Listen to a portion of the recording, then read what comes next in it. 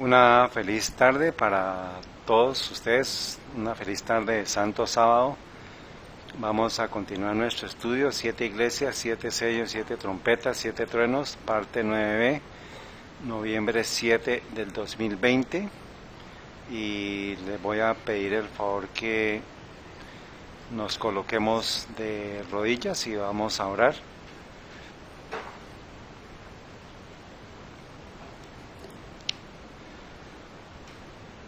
Amado y bendito Señor Dios, Creador del cielo y de la tierra, Padre nuestro que estás en los cielos, santificado sea tu nombre, venga a nosotros tu reino y hágase tu voluntad. Gracias porque conforme a tu voluntad queremos honrarte con todo nuestro corazón, nuestros pensamientos, palabras, acciones. Te imploramos que nos acompañes en esta tarde de tu santo día de reposo, apartado de la creación para alabarte y glorificarte. Gracias, misericordioso Señor, porque tienes a bien dignarte de ver nuestra condición humana y pecadora, y humildemente queremos implorarte que perdones nuestros pecados, que nos des un verdadero arrepentimiento para vivir una vida conforme a ti te agrade y conforme a la semejanza de nuestro amado Señor Jesucristo. Gracias porque se han abierto los portales del cielo para poder entrar allí por fe hasta los atrios celestiales, que podamos respirar ya el ambiente del cielo y que podamos prepararnos en esta hora para tu pronta venida. Sálvanos, lo suplicamos, en el nombre de nuestro amado Señor Jesús, y por la unción del Espíritu Santo, bendice los hogares que van a escuchar este mensaje y los que lo estamos escuchando directo y después en el canal, a todos y cada uno de ellos. Gracias, amado Señor Jesús, en tu santo nombre oramos. Amén. Amén.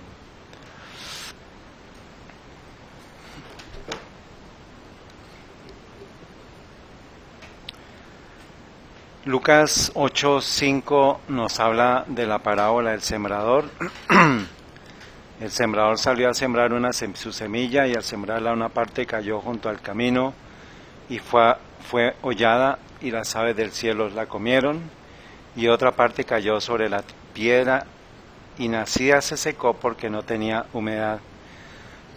Y otra parte cayó entre espinos, y creciendo los espinos juntamente con ella la ahogaron.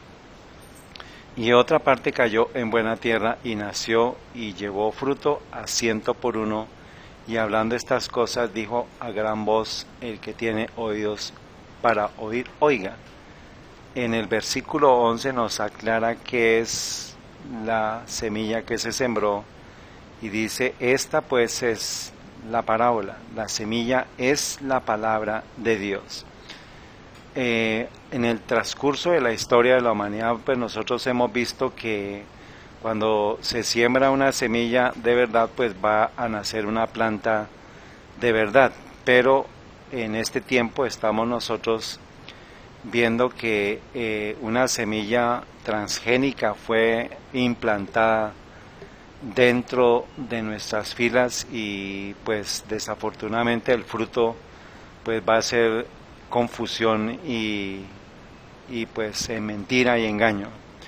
Entonces pues esta siembra, esta semilla ha sido a través de siglos, y pues al puro comienzo de la Reforma, para 1517 estaba Lutero clavando sus tesis en la catedral de Wittenberg, y pues no bastó sino 23 años después, en 1540, en el Concilio de Trento se estableció la Orden de los Jesuitas, y pues desafortunadamente pues esa semilla de los jesuitas ha sido plantada desde ese tiempo en el protestantismo, y al punto en que los jesuitas se han adueñado de toda la educación, de todos los tesoros, de todo el poder, para consagrarlos a la destrucción del protestantismo y al restablecimiento del sistema papal. Y después de 500 años después,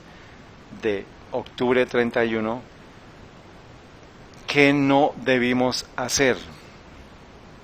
es la pregunta que tenemos que responder esta tarde. ¿Qué no debimos hacer versus qué sí debimos hacer? Dice la hermana White, el papado es precisamente lo que la profecía declaró que sería la apostasía de los postreros días.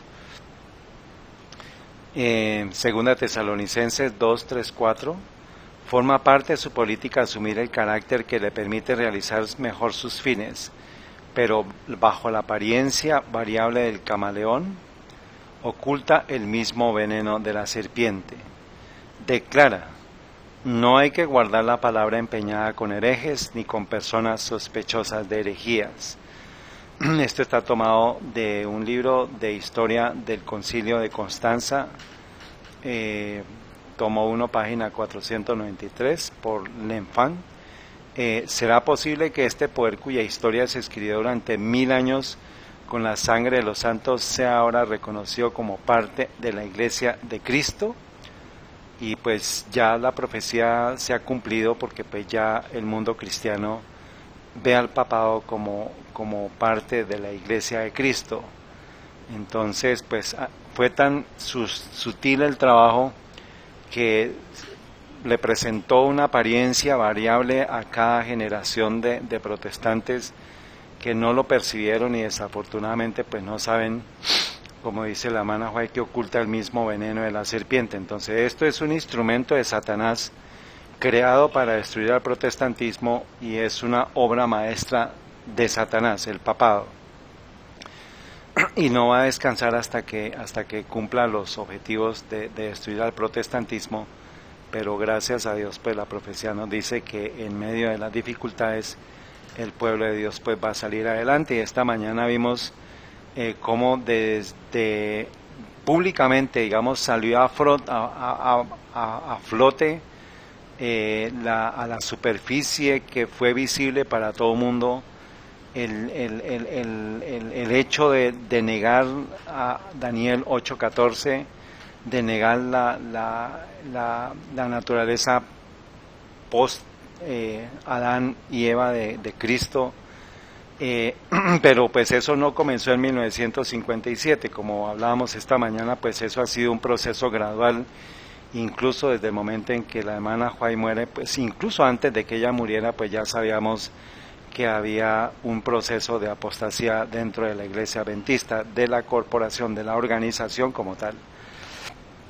Y pues vamos a mirar hacer la pregunta con relación al principio jesuita que nos dice, ¿no?, que el fin justifica los medios. Es una afirmación de ellos, pero nosotros tenemos que hacer la pregunta, es siempre, ¿el fin justifica los medios? Para obtener un fin, no importa los medios que empleemos. Eso no es de Dios, eso es un principio jesuita. Y pues la expresión dice, todos los caminos conducen a Roma. Este es un libro que hemos compartido, por eso les dije a ustedes que revisen. Voy a ir muy rápido a través de esta presentación, pero este material está compartido en dos presentaciones, en la serie de los 25 varones de Ezequiel 8:16 y la serie Dile a mi pueblo que marche. Entonces, este es un libro con relación de la historia del movimiento ecuménico, escrito por Michael de Semlien, escrito en 1993, y dice lo siguiente: la unidad a través del compromiso de la doctrina llegó a ser el objetivo y el voto unánime de Lambeth, que es la Conferencia Mundial de Obispos Anglicanos, en 1988. Parecía señalar hacia adelante la unidad con Roma a cualquier precio. La respuesta del Vaticano de enero de 1989, la cual se extendió más cerca de las declaraciones de fe a ella misma y la fría recepción del Papa al ansioso arzobispo de Canterbury, nos habla de que había llegado un momento de la unidad. Dice, este momento hacia la unidad, un entusiasmo entre las denominaciones protestantes, rayando en el abandono, se ha acelerado dramáticamente durante las últimas décadas. ¿Y cómo ha sucedido esto? El fin del movimiento ecuménico es alcanzar la comunión única mundial para atraer a todas las iglesias y denominaciones y en últimas a todas las religiones juntas. Entonces, cuando ustedes escuchen la palabra ecumenismo, recuerden que es un movimiento ordenado, orquestado por la Iglesia Católica Romana para alcanzar la comunión única mundial, para atraer a todas las iglesias y denominaciones y en últimas a todas las religiones juntas. Eso es lo que en este mes pasado el Papa Francisco en su encíclica Fratelli Tutti estableció como ya la base para todo un movimiento que arrancó en el Concilio Vaticano II. Dice el Concilio Vaticano II, la Iglesia Romana respondiendo a la atmósfera embriagadora, y pues es como algo profético que este señor, que es un historiador, escribe, ¿no? A la atmósfera embriagadora y a la promesa del hundimiento de las viejas diferencias, dio la bendición a este nuevo movimiento del Espíritu Santo. Y pues aquí vamos a ver que el Concilio Vaticano II históricamente estuvo desde octubre 11 del 62 hasta diciembre del 65, o sea, duró 3 años en deliberaciones, en confirmaciones, y dice aquí atmósfera embriagadora, no es como si Roma le hubiera extendido la copa de sus abominaciones a todas las iglesias protestantes y las trajo de nuevo otra vez al redil. Y pues la iglesia que no esperaríamos ver en el Concilio Vaticano II o en las reuniones ecuménicas, pues sería la Iglesia Adventista del Séptimo Día, entendiendo lo que sabemos, las implicaciones de qué es el sistema papal, pero desafortunadamente por no atender la voz profética de Dios a través del espíritu de profecía, desafortunadamente estamos también nosotros como organización, más no como movimiento en fe. La organización ya está en el movimiento adventista, en el movimiento ecuménico, y ahora nos toca a nosotros a nivel individual pues tomar estas decisiones, pues de no estar mezclados con esta apostasía. Dice el cardenal Agustín Bea, jesuita confesor para Pío XII. Aquí está toda la explicación de lo que nosotros también hemos compartido en anteriores presentaciones. ¿Quién confiesa a quién?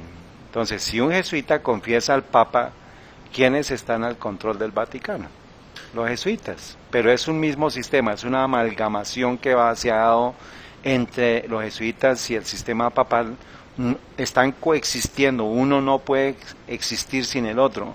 Así como se han dado las raíces que dieron al protestantismo las bases para que nosotros seamos protestantes, el sistema jesuita ha ido creciendo su poder y sus tentáculos y sus raíces a través de toda la historia, y ya llevamos casi que ellos llevan 500 años pues en su trabajo, y pues eso no ha desaparecido, por el contrario se ha fortalecido y se ha fortalecido. Dice el cardenal Agustín Bea, que es un jesuita, fue figura clave detrás del envejecido Papa Juan Pablo XXIII y destinado a ser más que cualquier otro para el movimiento ecuménico y la síntesis interreligiosa, señaló el camino hacia adelante. Entonces, detrás de Juan XXIII, que fue el que arrancó el Concilio Vaticano II, ese fue un proceso que se dio para fortalecer el movimiento ecuménico, y el Concilio Vaticano II lo que hizo fue traer a todas las denominaciones debajo de las alas de Roma. Y pues eso es lo que nos dice la historia, y pues la Iglesia Adventista pues no estuvo exenta de eso.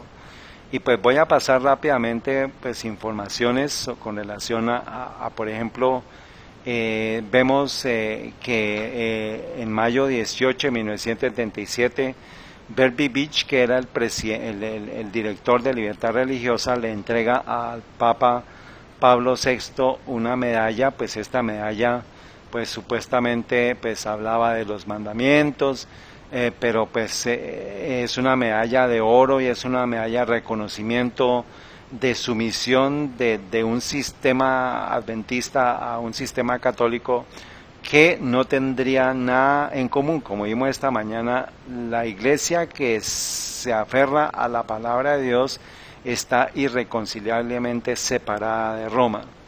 Entonces, pues estos son movimientos. Este es el señor Berbivich, también en noviembre 8 del 2001, dándole un saludo al Papa, y pues está dándole una señal con su mano que es de origen masón. Eso es parte de lo que pues nosotros sabemos que son señales que ellos se dan, y pues esto no es un saludo normal, ¿no? Entonces pues este es un saludo pues masónico.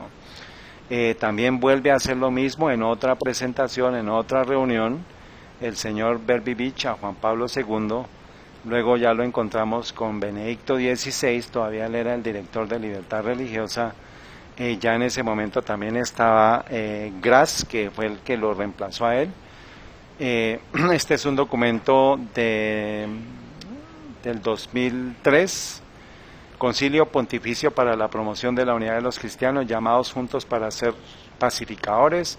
Dice: en un espíritu de amistad y reconciliación se llevó a cabo un diálogo entre católicos y menonitas durante un periodo de 5 años, y pues ahí vamos a ver pues que dentro de este proceso están los adventistas. Dice: desde el Concilio Vaticano II, que pues son las fechas 62 al 65, la Iglesia Católica ha participado de una amplia variedad de actividades ecuménicas, incluidos varios diálogos internacionales bilaterales.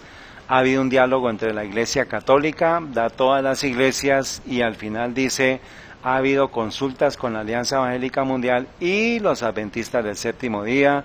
Y entonces pues sabemos que desde el Concilio Vaticano II fue la carta de navegación para todas las iglesias para estar unidas. Por eso es que ya para este momento pues estamos viendo pues las consecuencias de esa semilla que se sembró de apostasía y de abandono de la verdad. Porque pues si nos acercamos, si la iglesia corporativa se acerca a Roma, significa que se ha alejado de la verdad bíblica, porque pues no puede haber unión entre las tinieblas con la luz. Ya avanzamos al 2006, por ejemplo, esta es Semana de Oración para la Unidad de los Cristianos. El servicio está organizado por el Consejo Ecuménico de Malta, compuesto por representantes de la Iglesia Católica, la Iglesia de Inglaterra, Escocia, y finalmente menciona que parte de ese movimiento ecuménico de Malta es la Iglesia Adventista del Séptimo Día. Y sabemos que los caballeros de Malta pues son sociedades secretas, y pues todos los nombres que ellos colocan pues no son nombres por casualidad. Si usted va al Concilio Mundial de Iglesias, va al Concilio Ecuménico de Malta, usted encuentra allí a quienes son miembros la Iglesia Adventista del Séptimo Día. Aquí está, usted puede ir a esta referencia, vaya a la página del Concilio Mundial de Iglesias, busque el Concilio de Malta, el Concilio Ecuménico de Malta, y busque los miembros, y ahí va a encontrar a la Iglesia Adventista del Séptimo Día. O sea, esto no lo presentamos con el afán de criticar, sino con el afán de mostrar evidencias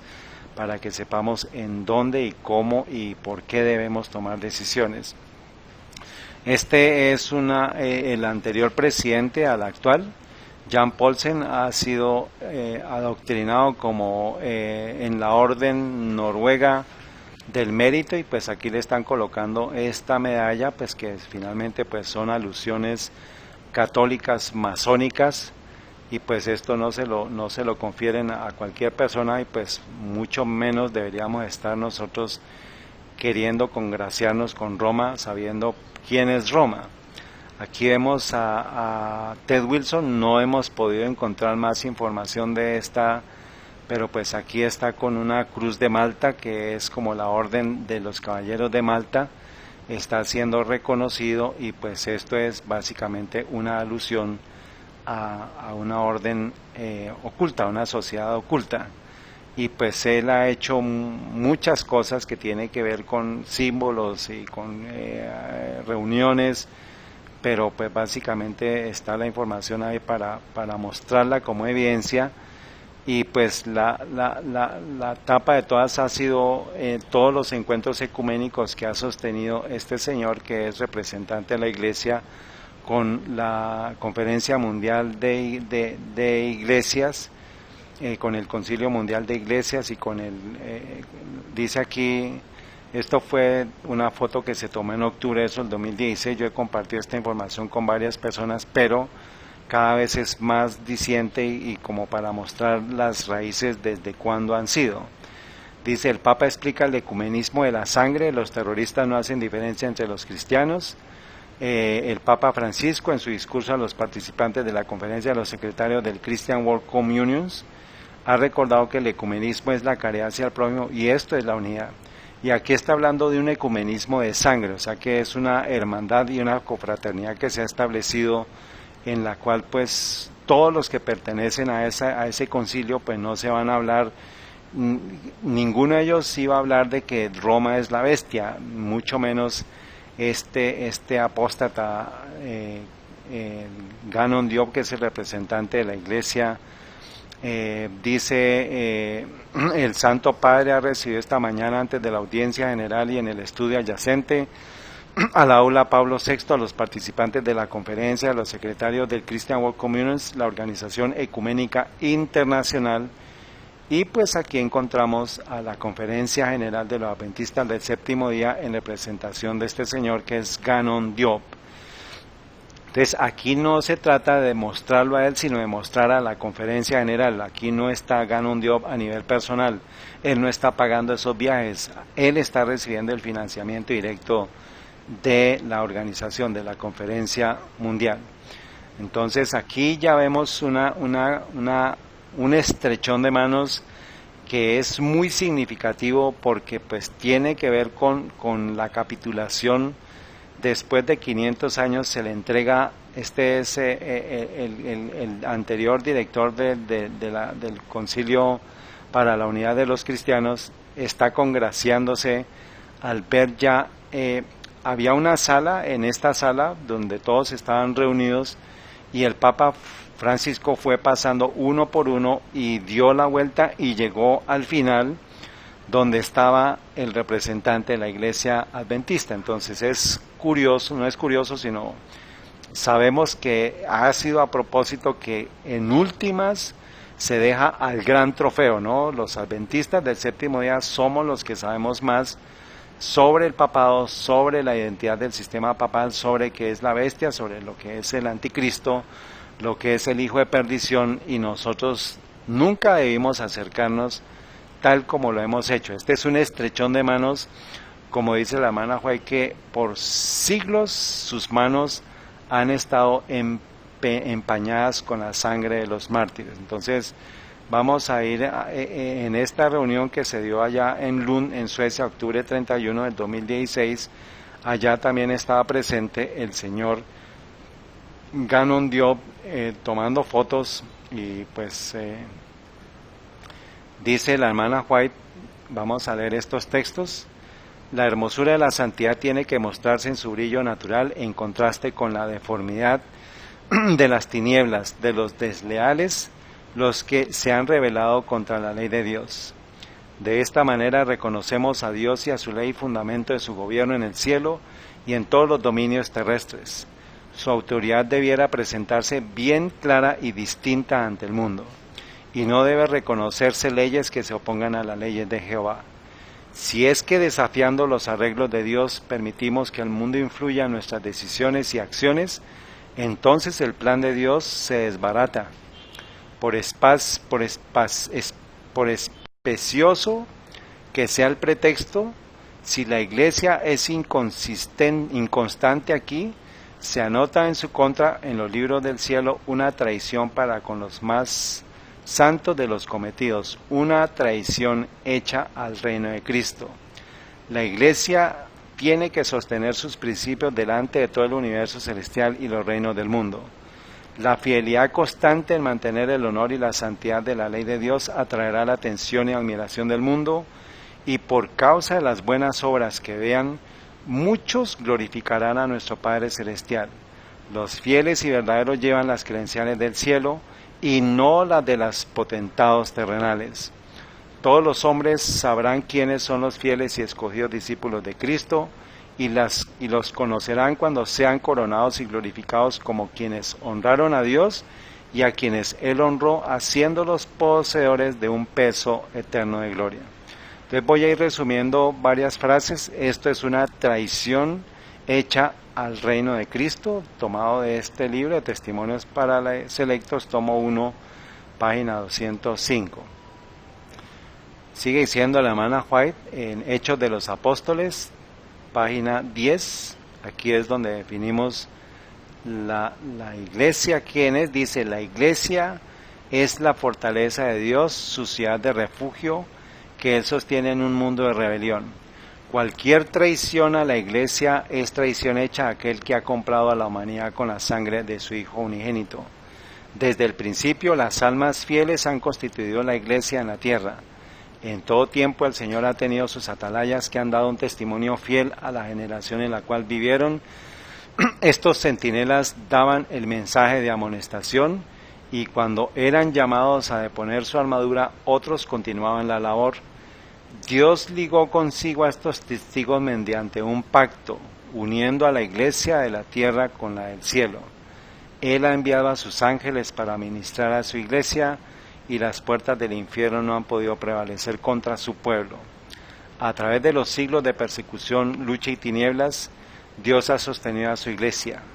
Ni una nube ha caído sobre ella sin que Él hubiese hecho provisión, ni una fuerza opositora se ha levantado en contrarrestar su obra sin que Él lo hubiera previsto.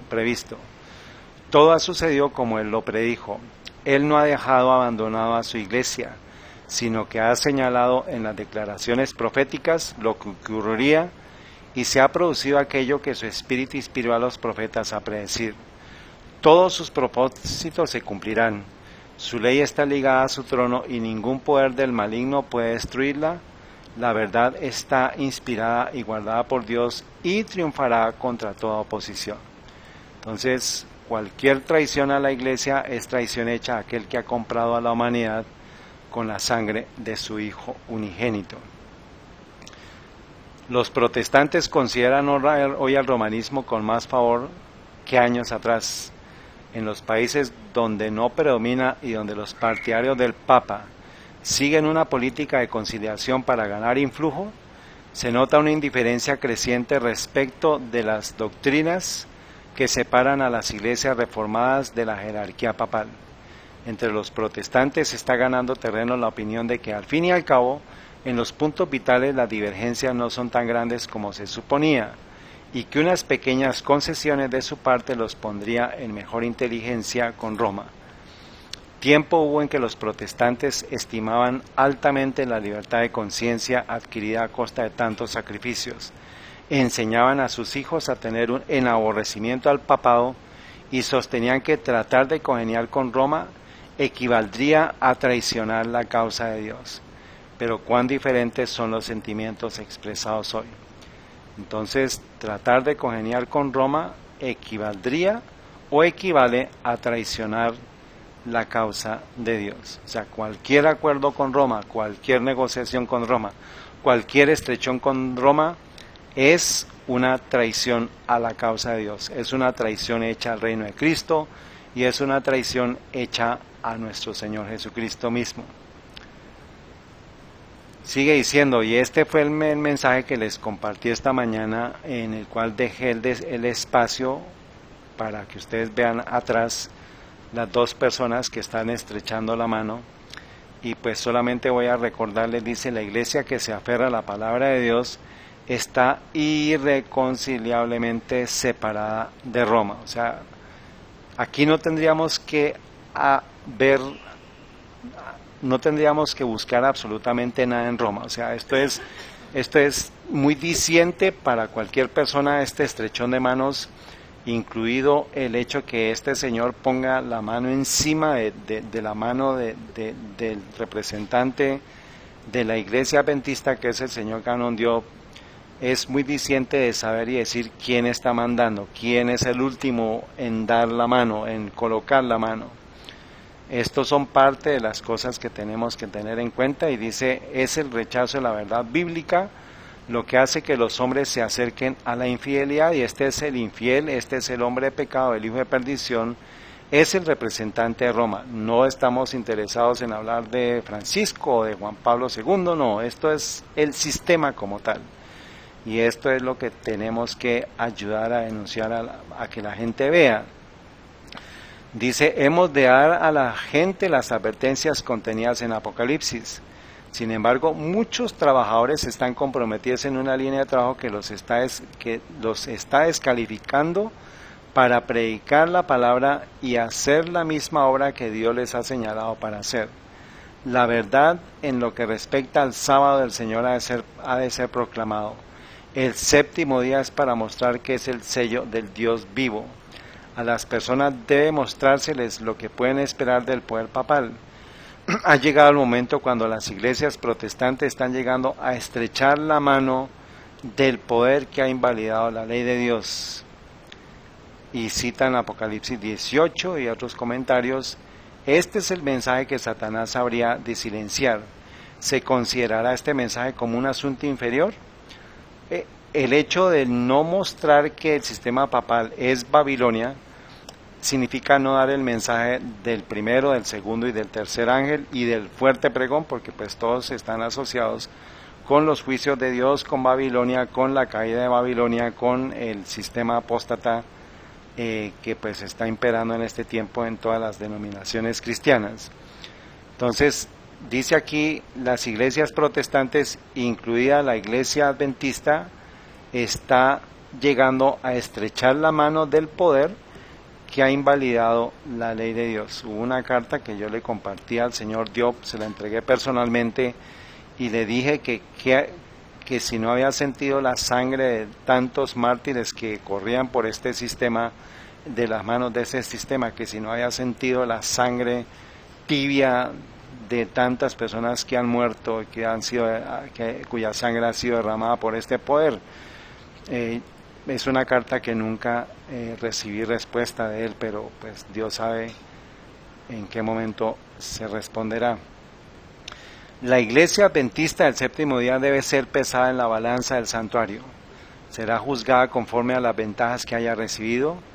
Si su experiencia espiritual no corresponde a los privilegios que el sacrificio de Cristo le tiene asegurados, si las bendiciones conferidas no la capacitaron para cumplir la obra en que se le confió, se pronunciará contra ella la sentencia hallada falta.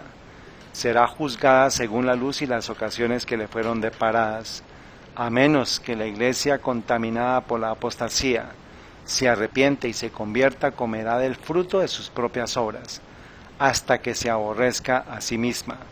Si resiste el mal y busca el bien, si busca a Dios con toda humildad y responde a su vocación celestial en Jesucristo, si permanece sobre la plataforma de la verdad eterna. ¿Cuál es esa plataforma de la verdad eterna? Daniel 8:14. Y si por fe realiza los planes que han sido trazados a su respecto, ella será sanada. Aparecerá en la sencillez y pureza que provienen de Dios, exenta de todo compromiso terrenal, demostrando que la verdad la ha hecho realmente libre. Entonces sus miembros serán verdaderamente elegidos de Dios para ser sus representantes. Esto es una condición, una promesa condicionada a alejarse de la contaminación de la apostasía, a arrepentirse y a convertirse. De lo contrario, comerá del fruto de sus propias obras. Dice en testimonio acerca de la conducta sexual, Elena White, página 211, limpiemos el campamento, como pueblo debemos levantarnos y limpiar el campamento de Israel. La licencia y las intimidades ilícitas y las prácticas no santificadas se están introduciendo en nuestro medio en gran medida. Ministros que manejan las cosas sagradas son culpables de tales pecados. Codiciar a la mujer de prójimo y quebrantar el séptimo mandamiento, corremos el peligro de llegar a ser una hermana de la caída Babilonia y permitir que nuestras iglesias se corrompan, se llenen de todo espíritu inmundo y albergue a toda ave inmunda y aborrecible. ¿Qué está citando ella? Apocalipsis 18, versículo 2 y 3, en la cual nos habla de que se ha hecho guarida y espíritu inmundo. O sea que eso se puede constituir, dice, la iglesia puede llegar a ser una hermana de Babilonia. Sabemos que Babilonia es Babilonia, que es el sistema papal, pero si la iglesia rechaza la luz que le fue enviada del cielo, los mensajes de los tres ángeles, el mensaje de Daniel 8:14, finalmente estará bebiendo de Babilonia. Esta mañana lo estuvimos leyendo también ese texto. Entonces, lo que sí debimos hacer, eso no lo hicimos. Mas lo que no debíamos hacer, eso sí lo hicimos. ¿Qué debíamos hacernos? Acercarnos a la palabra de Dios para alejarnos de Roma. ¿Y qué no debíamos hacer? Pues alejarnos de la palabra de Dios para acercarnos a Roma. Pues esto es una realidad, que en lugar de alejarnos de Roma para acercarnos a la palabra de Dios, nos hemos acercado a Roma y nos hemos alejado de la palabra de Dios. Esto, como les digo, es una foto, pero para quien estudia la profecía, para quien está entendiendo el tiempo en el cual estamos, sabiendo quién es este sistema, que Roma no cambia, que es el camaleón, que le ha puesto un disfraz a todo el mundo, tiene el veneno de la serpiente. La pregunta es, ¿le estrecharía yo la mano a una serpiente? ¿Jugaría yo con una serpiente? ¿Abrazaría a una serpiente? Y es venenosa. Por ejemplo, una coral. ¿Usted jugaría con una cobra o una talla X? Sí, es un león hambriento, ¿no? Entonces, dice Ezequiel 16:33, a todas las rameras le dan regalos, mas tú diste regalos a todos tus amantes, y les diste presentes, para que entrasen a ti de todas partes por tus prostituciones. Y tú has sido lo contrario a las demás mujeres en tus prostituciones, porque ninguno te solicitó para prostituirse, y tú das la paga, y a ti no se te paga. Tú has sido lo contrario. Por tanto, ramera, oye palabra de Jehová. Así dice Jehová el Señor, por cuanto fue descubierta tu suciedad y tu desnudez ha sido manifestada a tus amantes con tus prostituciones y a todos los ídolos de tus abominaciones y en la sangre de tus hijos, los cuales les diste. Por tanto, he aquí que yo reuniré a todos tus amantes con los cuales tomaste placer, y a todos los que amaste, con todos los que aborreciste, y los reuniré contra ti alrededor, y descubriré tu desnudez ante ellos para que vean todos tu desnudez. Y yo te juzgaré por las leyes de las adúlteras y de las que derraman sangre, y te daré en sangre de ira y de celo. Unas palabras muy fuertes. Pero eso es lo que ha sucedido con la Organización Adventista del Séptimo Día, que por participar en estos movimientos ecuménicos ha tenido que pagar, se ha prostituido, ha tenido que dar plata para prostituirse, contrario a lo que hacen las prostitutas. Se les da plata para comprar su cuerpo, pero aquí la Iglesia Adventista del Séptimo Día, se ha vendido a las organizaciones ecuménicas para recibir la aprobación, para recibir el aprecio de todo el mundo cristiano. Y por eso, pues desde 1957, esto ha sido un proceso que se ha dado, y este es un fruto de esa semilla que se sembró hace décadas. Estamos viendo, es un fruto de esto. Esto no debe sorprendernos, debe alertarnos que estamos ya en el tiempo que el Señor ha extendido su misericordia, pero esa misericordia no va a estar para siempre. Dios pronto va a saber, y el mundo va a saber, el desagrado por la Iglesia Adventista del Séptimo Día corporativa que se ha acercado a Roma, y nosotros sabremos que en ese momento, desafortunadamente, muchos van a querer tomar una decisión, pero va a ser demasiado tarde. Isaías 56:8 dice el Señor Jehová: El que reúne a los dispersos de Israel, aún reuniré a otros a él, además de los que están así ahí congregados. Todas las bestias del campo, todas las bestias del monte, venid a devorar, sus atalayas ciegos, todos ellos ignorantes. Todos son perros mudos que no pueden ladrar, somnolientos, echados, aman el dormir. Sí, ellos son perros comilones e insaciables y son pastores que no pueden entender. Todos ellos miran por sus propios caminos, cada uno busca su propio provecho, cada uno por su lado. Venid, dicen, tomaré vino. ¿Y de qué vino estamos hablando? De Babilonia. Embriaguémonos de licor y será el día de mañana como este, o mucho más excelente. Entonces, pues esa es la condición del pueblo adventista corporativo, de la organización, de la iglesia, que ve con buenos ánimos, ve con buenos ojos todo el movimiento ecuménico, que para participar, que para informarse, que para estar atentos a los movimientos del papado. Eso es carreta, eso es una mentira. ¿Por qué? Porque ya Roma ha hecho la labor y ya son perros mudos, ya por más quieran no pueden hacerlo porque ya están impedidos para hacerlo.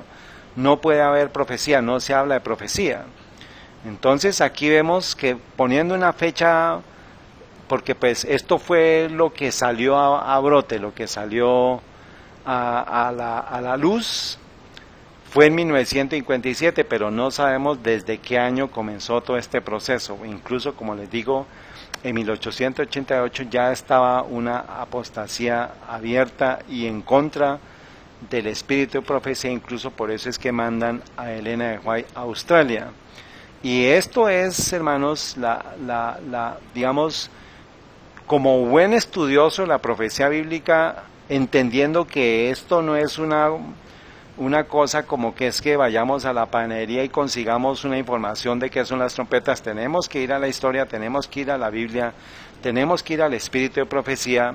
Y esto sería como un resumen que un buen estudioso de la Biblia debería encontrar con el estudio de las trompetas, específicamente con la séptima trompeta. ¿Qué debería encontrar? El inicio del juicio sobre toda la tierra y la purificación del santuario celestial. Debería hablar de la purificación de los corazones del pueblo de Dios en la tierra. Debería hablar de la caída de Babilonia y el protestantismo. Debería hablar de la caída de Babilonia y el espiritualismo. Debería hablar de la caída de Babilonia más el adventismo corporativo. Pero desafortunadamente, ahorita lo que vemos es esto fue el repaso que nosotros fuimos haciendo con todas las trompetas y nos faltaba la séptima trompeta. O sea, usted debería ver todo esto, alguna de estas cosas, en la interpretación de la séptima trompeta. Y pues solamente vemos misterio de Dios consumado, misterio de Dios consumado, consumación, misterio de Dios consumado, misterio de Dios consumado. Puso en marcha los eventos finales, tiempo del fin, cuando el misterio de Dios es consumado. O sea, ¿hay que entiende la gente por eso? O sea, si yo le presento esto, que ha sido un estudio apropiado para el entendimiento de cualquier persona, no somos eruditos, no somos expertos, no somos teólogos, podemos llegar a estas conclusiones, pues estos personajes debieran haber mencionado como mínimo purificación del santuario, como mínimo inicio del juicio investigador, como mínimo la caída de Babilonia. Pero como no están sentados en Daniel 8:14, pues el resto están completamente equivocados. Entonces, para esta, desafortunadamente, ninguno de ellos califica, y pues el único que medio se aproximó a todo este proceso fue Tyler. No he escuchado la historia de él, no he escuchado quién es, pero pues desafortunadamente por estar en el sistema académico adventista después de 1954 finalmente, pues no, la verdad me toca buscar quién es para poderle decir qué fecha, pero ha sido un proceso gradual en el cual se ha diseminado y uno de los grandes expertos, Alberto Treyer, pues desafortunadamente en todo el estudio, como dice un dicho aquí en Colombia, no le apunta a la vaca y no le da ni al potrero. Es coloquialmente como nosotros diríamos, pues que no cogió ni una.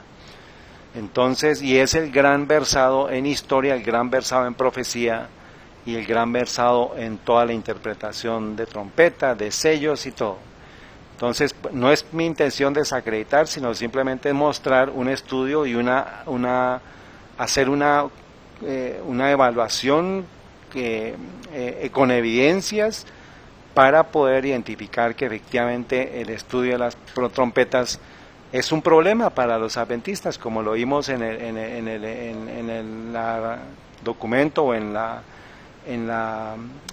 el escrito de Ángel Manuel Rodríguez, que esta fue la plataforma que usamos para ir estudiando las profecías, las trompetas. Vimos los problemas en la interpretación de las 7 trompetas de Apocalipsis. O sea, que desde el principio hay un problema y pues al final pues peor. O sea, aquí ya al final ni uno cogió el tema de la purificación del santuario, y desafortunadamente esa era la base de todo la fe adventista. Entonces es muy triste ver esto en la condición, y ver ahorita predicadores diciendo las trompetas al futuro, una interpretación, la interpretación, y el pueblo está confundido. Pero bueno, pues estamos haciendo este esfuerzo, dejando este material para que usted tenga esta información, para que usted pueda soportarse, que usted pueda documentarse y no sea engañado, no se deje engañar. Estamos viendo ya las postrimerías de la 7ª trompeta. Entonces, Apocalipsis 14:12 nos dice: aquí está la paciencia de los santos, aquí están los que guardan los mandamientos de Dios y la fe de Jesús. Entonces, aquel pueblo que entienda esto, que entienda el mensaje de la purificación del santuario, que entienda el mensaje del juicio, ahí es donde, aquí dice la Biblia, aquí están los santos, aquí está la paciencia de los santos, aquí van a estar los que guardan los mandamientos de Dios y van a tener la fe de Jesús. Ese pueblo va a entender qué es la fe de Jesús y va a estar guardando la ley de Dios. Y eso se dio a partir de 1844, cuando ya se reveló toda la verdad, se reveló todos los mensajes de los ángeles, para que nosotros podamos entender qué es la fe de Jesús. Y esta mañana tocamos unas partes, pero vamos a comentar 2 textos de la hermana Juan y terminamos. Dice: en cada reunión a partir del Congreso de la Asociación General, algunas almas han aceptado ávidamente el precioso mensaje de la justificación en Cristo. Esto fue a partir de 1888. Agradecemos a Dios porque hay almas que comprenden que necesitan algo que no poseen, el oro de la fe y el amor, el manto blanco de la justicia de Cristo, el colirio y el discernimiento espiritual. Eso ya lo vimos, que es el mensaje a qué iglesia. A la Odisea, es el mensaje que se da a la última iglesia, y es el mensaje que a partir de 1888 se comenzó a predicar, que es la justificación de Cristo. Si poseen estos preciosos dones, el templo del alma humana no será como un altar profanado. Hermanos y hermanas, los exhorto en el nombre de Jesucristo de Nazaret a que trabajen donde Dios trabaja. Ahora es el día de la bondadosa oportunidad y del gran privilegio. Cristo está trabajando en el lugar santísimo, el santuario celestial, está haciendo la obra de borrado de pecados, de expiar los pecados, de hacer la limpieza del santuario celestial, de la obra del juicio investigador, y eso es el mensaje de los 3 ángeles de Apocalipsis 14, Apocalipsis 18, el mensaje de Daniel 8:14 para este tiempo. Y ahora sí vamos a definir qué es la fe de Jesús, porque en este grupo se va a encontrar qué es la fe de Jesús, o va a entender qué es la fe de Jesús. Dice: la fe de Jesús se habla de ella, pero no ha sido entendida. ¿Qué cosa constituye la fe de Jesús? Esto es un regalo para el pueblo adventista remanente que ha entendido la verdad del santuario. Dice: ¿qué constituye la fe de Jesús que pertenece al mensaje del tercer ángel? Jesús convertido en el ser que lleva nuestros pecados para llegar a ser el Salvador que perdona el pecado. O sea, Él es el portador de pecados. Él fue tratado como nosotros merecemos ser tratados. vino a nuestro mundo y llevó nuestros pecados para que nosotros pudiéramos llevar su justicia, que es el manto de justicia.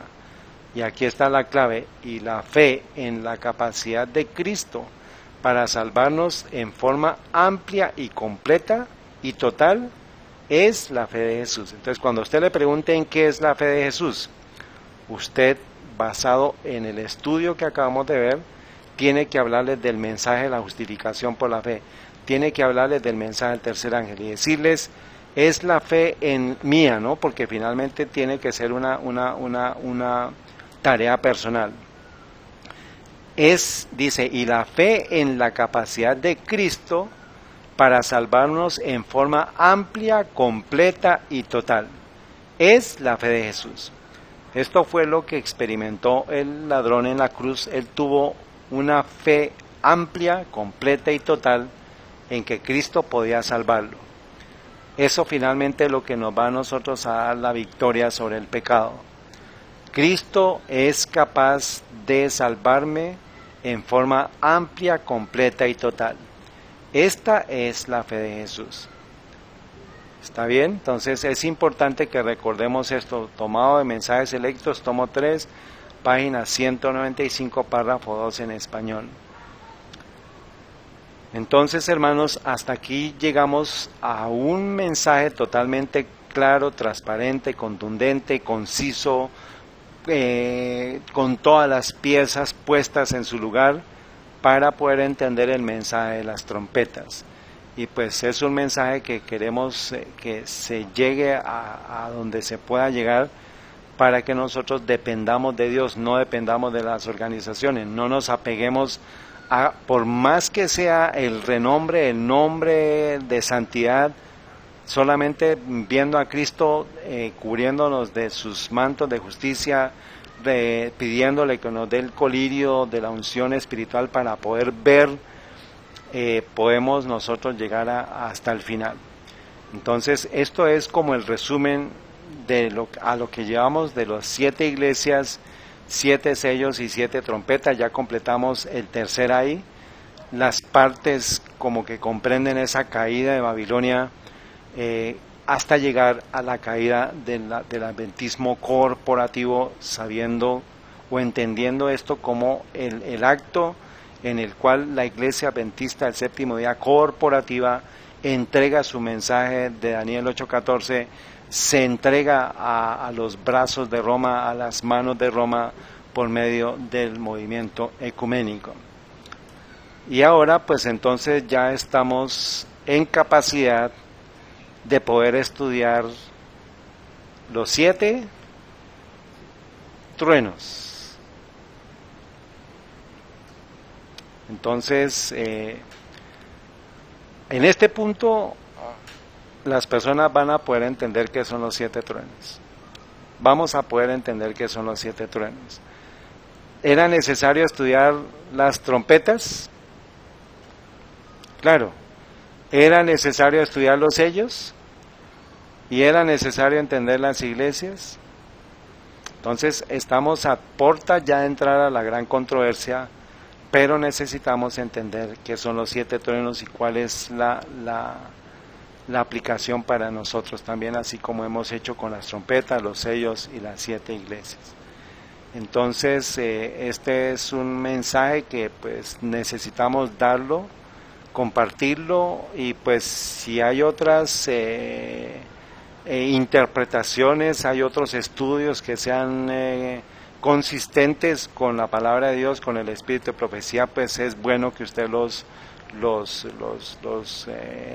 ausculte, los busque, los estudie y tome decisiones. Lo que queremos hacer es prepararnos, es buscar una preparación mejor para la pronta venida de nuestro Señor Jesucristo. Y por eso es que la fe de Jesús es esa fe en la capacidad, en creer en que Cristo nos puede salvar completa, amplia y totalmente. Esa es una fe que se necesita para entrar a la crisis de la marca de la bestia. O sea, aquí vamos a entrar muy pronto, vamos a entrar muy pronto, y antes de eso tenemos que haber entendido todas estas partes del estudio de la profecía, pero este estudio de los 7 truenos es un estudio muy hermoso.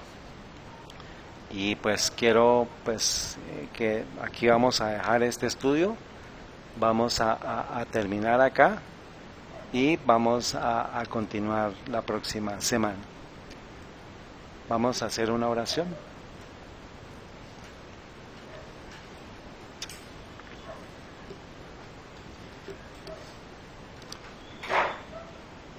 Oremos.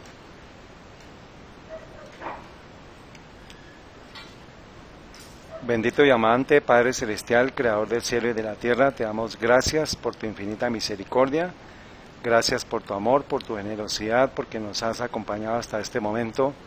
Gracias por todos los hogares aquí representados y por todos los hogares que puedan escuchar este mensaje más adelante. Acompáñanos, bendícenos, te suplicamos que podamos prepararnos en estos tiempos tormentosos, que podamos estar apercibidos de toda palabra que sale de tu boca y ayúdanos a estar firmes y perseverantes, velando como los buenos atalayas sobre nuestras familias, sobre nuestros hermanos, sobre nuestros grupos de estudio, sobre en las familias que conozcamos. Y te suplicamos, Padre Celestial, que donde podamos alcanzar nuestro estudio con tu palabra, con el espíritu de profecía, podamos traer más almas a tus pies. Suplicamos que nos acompañen, nos bendigas, perdona nuestros pecados, imploramos la unción del Espíritu Santo sobre cada uno de nosotros, en el bendito nombre de nuestro amado Señor Jesús, y por la unción del Espíritu Santo oramos. Amén. Un feliz resto de sábado, que el Señor nos bendiga y les bendiga, hermanos, a todos y cada uno de ustedes, que el Señor les acompañe.